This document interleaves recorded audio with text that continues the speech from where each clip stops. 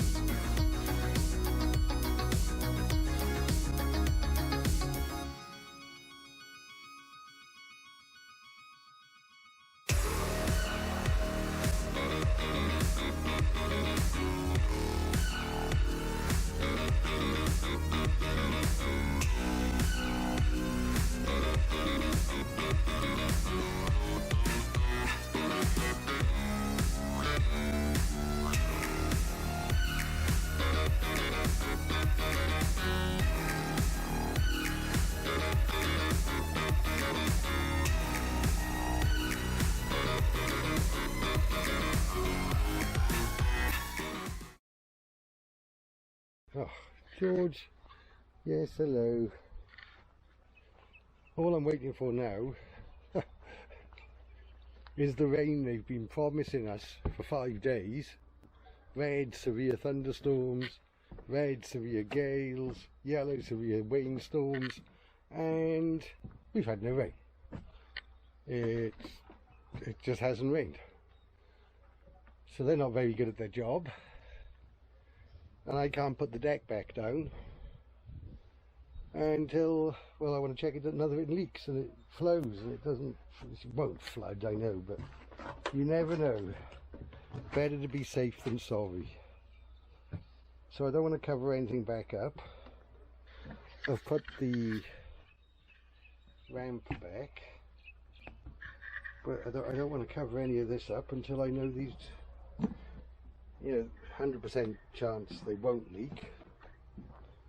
But there's always that little chance that they will leak, and well, I'd rather wait till it rains. Ooh, we got mandarin.